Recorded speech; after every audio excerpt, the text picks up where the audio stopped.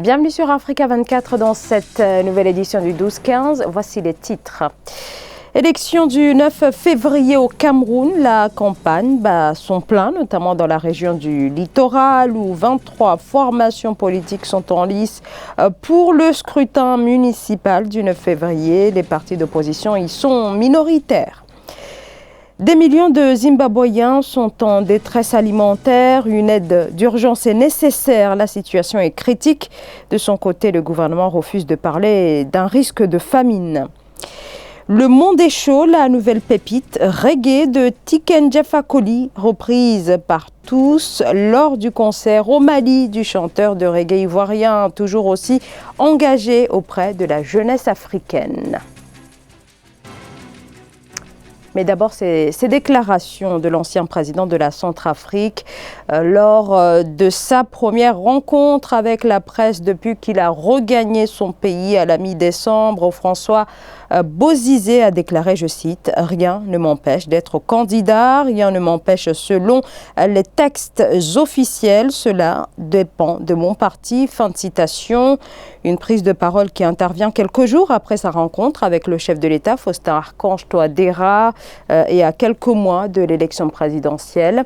François Bozizé, l'ancien président, renversé en 2013, est toujours sous le coup d'un mandat d'arrêt international pour crimes contre l'humanité et incitation au génocide pour son rôle dans la crise centrafricaine de 2013. Les Camerounais sont attendus aux urnes le 9 février pour les élections, notamment les municipales. Sur place, la campagne qui a officiellement démarré le 25 janvier se poursuit notamment dans la région du littoral où 23 partis appartenant surtout à la mouvance présidentielle sont en lice pour ces élections municipales. Reportage de notre correspondant au Cameroun, Thierry Ndassa.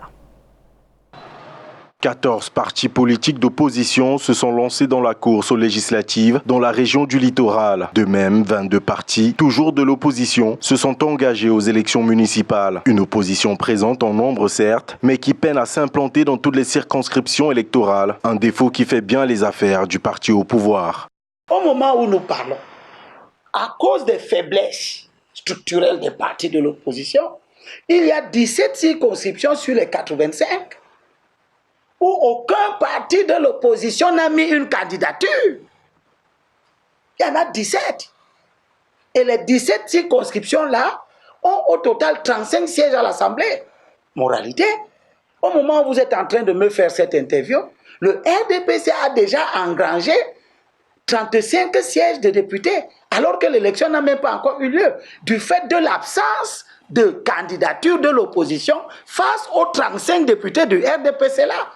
Dans le cadre des élections municipales, le Rassemblement démocratique du peuple camerounais assure une couverture de 100% dans les 34 circonscriptions électorales du littoral. Dans 5 circonscriptions de la région, seul le RDPC y a présenté des listes. Une opposition qui s'affaiblit de plus en plus malgré sa prolifération sur la scène politique.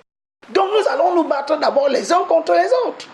On va même oublier que c'est le RDPC qui est l'adversaire et on va se mettre chacun à chercher à arracher le maximum de voix du vote contestataire. Ce qui est une forme de paradoxe parce qu'on n'est pas en train de chercher qui est le meilleur de l'opposition, on est en train de chercher à renverser le RDPC à l'intérieur de l'Assemblée nationale. Plus de 20 partis politiques en lice pour les municipales seront en campagne jusqu'au 8 février 2020. Les élus locaux avaient vu leur mandat prorogé sur décision du chef de l'État en 2018 et 2019. Des transferts d'argent des expatriés d'Afrique subsaharienne vers leur pays d'origine. La diaspora reste un véritable pilier des économies africaines, des sommes considérables qui profitent à plus de 120 millions de personnes. C'est notamment le cas au Sénégal où certaines banques commencent d'ailleurs à lancer des offres axées sur l'épargne. Ange Bijouno-Menio. Le Sénégal peut compter sur sa diaspora. Plus de 2 milliards de dollars sont envoyés chaque année dans le pays selon la Banque mondiale. Cette manne financière, qui représente près de 10% du produit intérieur brut, est une véritable source de revenus pour les familles. Elle se traduit comme étant un bonus, un complément ou parfois un revenu essentiel à la vie des populations. C'est l'une des diasporas les plus actives dans ce domaine, après celle du Nigeria et du Kenya.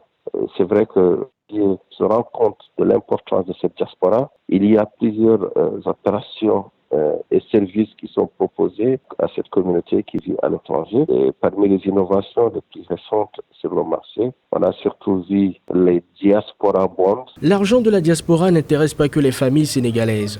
Dans le lot des abonnés se trouvent également les banques qui proposent des solutions d'épargne. L'idée consiste à faire gagner à la diaspora 6,25% d'intérêts défiscalisés par an au Sénégal. C'est des instruments en fait qui ont été émis auprès de la diaspora sénégalaise et africaine pour récolter leur épargne et venir les placer sur le marché financier. Je pense qu'à mon avis, c'est l'opération la plus innovante de l'année 2019. Le mode d'investissement employé par les banques peut servir d'exemple aux États africains. Ces derniers peuvent s'en inspirer pour stimuler l'épargne et financer des projets de construction. Une croissance de 7,5% en 2019. La Côte d'Ivoire, première puissance économique de l'Union économique et monétaire ouest-africaine, maintient son PIB, une dynamique positive, mais se pose cependant la question de l'inclusivité de cette forte croissance. Les précisions et l'analyse de Philomène Tine. Avec 7,5% de taux du produit intérieur brut réel, la Côte d'Ivoire maintient une bonne performance en termes de croissance économique à fin 2019, selon le gouvernement. Une embellie attribuable aux nombreuses réformes mises en œuvre dans le plan national de développement 2016-2020, principalement dans les secteurs énergétiques, agricoles et des services. On a la demande des produits agricoles tels que le café et le cacao, la demande de produits pétroliers qui a tiré la croissance vers le haut. Beaucoup de grands chantiers ont été mis en place par le gouvernement. Beaucoup de facteurs aussi sont à prendre en compte puisque c'est une croissance qui doit profiter, on va dire, au plus grand nombre. Les Ivoiriens ne voient pas forcément les produits de cette croissance-là. Donc c'était un point faible de la part du gouvernement. Pour la 7e année consécutive, la croissance économique ivoirienne a dépassé 7%, estime la Banque mondiale. Pour faire converger ce taux de croissance autour de 7% durant les prochaines années ou l'améliorer, le gouvernement ivoirien doit nécessairement poursuivre ses efforts d'appui au secteur privé et de promotion d'une croissance plus inclusive. Mais il faut les défis de l'économie ivoirienne, il faut une transformation structurelle de l'économie ivoirienne. Il faut transformer le secteur agricole, l'industrie. Il faut aussi travailler sur les tensions sociales. Les domaines de l'éducation et de la santé sont des points faibles qu'il faudra effectivement travailler. L'économie ivoirienne reste l'une des plus dynamiques de la planète, mais peu inclusive. Pour 2020, la Côte d'Ivoire doit notamment poursuivre les réformes pour l'amélioration du climat des affaires. À noter que le pays va entreprendre un autre programme national de développement 2021-2025. 50 milliards de francs CFA, c'est le montant que le Cameroun ambitionne de mobiliser sur le marché de la CEMAC, la communauté économique et monétaire de l'Afrique centrale. Cela se fera par le biais de l'émission de bons du Trésor assimilables d'une maturité de 26 semaines. 19 banques sont chargées de conduire l'opération des établissements agréés par l'État camerounais et qui pourront donc agir sur le marché de la BEAC, la Banque des États de l'Afrique centrale. 8 millions de personnes, soit 60% de la population du Zimbabwe, est confrontée à l'insécurité alimentaire, en plus des conditions climatiques. Cette situation est due aussi à la crise économique aiguë. 200 millions de dollars sont nécessaires pour faire face à la catastrophe humanitaire annoncée.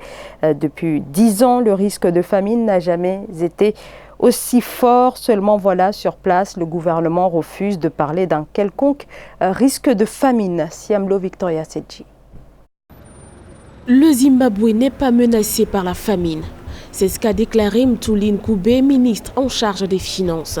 Suite à une forte sécheresse, les autorités avaient prévu une chute importante de plus de 50% en 2019 et 2020 de la production de maïs et de blé.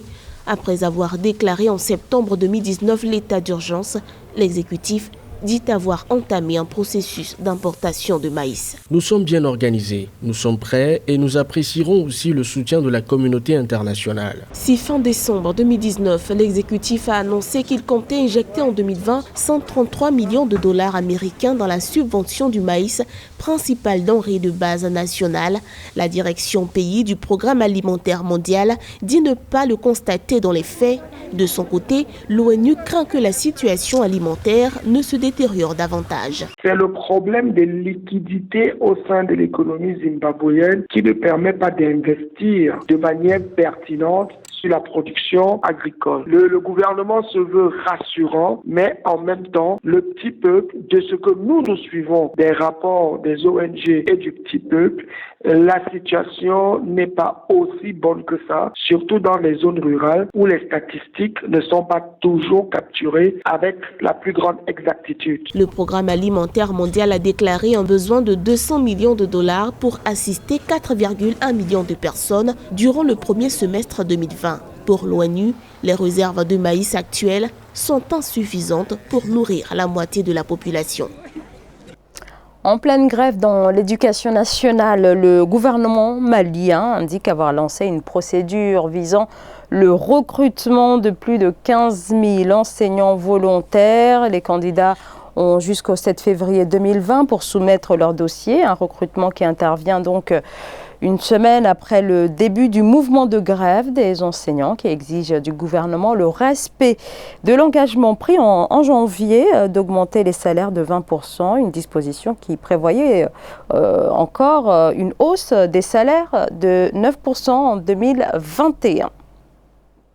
Tiken Jah Fakoly en concert samedi 25 janvier au Mali au stade Omnisport Modibo Keïta, événement très attendu et marqué par les titres du dernier album de l'artiste ivoirien, 11e album avec comme nom Le Monde est chaud, dans lequel Tiken Jah Fakoly, 25 ans de carrière, reste sur sa ligne, un reggae qui veut alerter les consciences. Reportage de notre correspondant au Mali, Mokhtar Bari.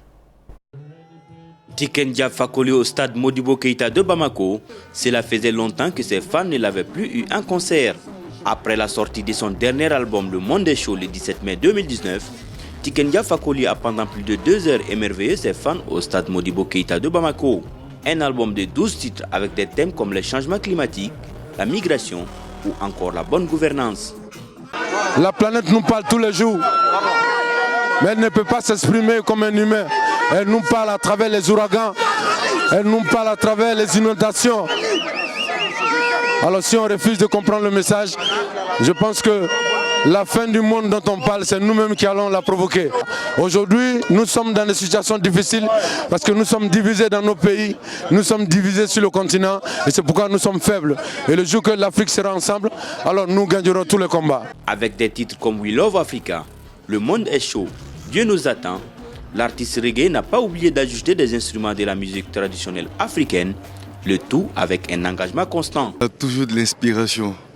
On sent que c'est quelqu'un qui vit les réalités du peuple africain, les réalités de l'endroit où il est. Et à partir de cela, il s'inspire de toute cette souffrance, de tous les combats des peuples. Et il en fait une chanson, de belles chansons. Depuis la sortie de l'album, Tiken Jah Fakoly a effectué 75 concerts à travers le monde, dont 3 à Abidjan. Prochaines étapes, le Burkina Faso avec des concerts à Bobo Dioulasso le 14 mars et Ouagadougou le 15 mars. Ce journal a été réalisé par l'ensemble de la rédaction. Merci de votre fidélité. Dans un instant, une nouvelle édition de l'actualité sur Africa 24.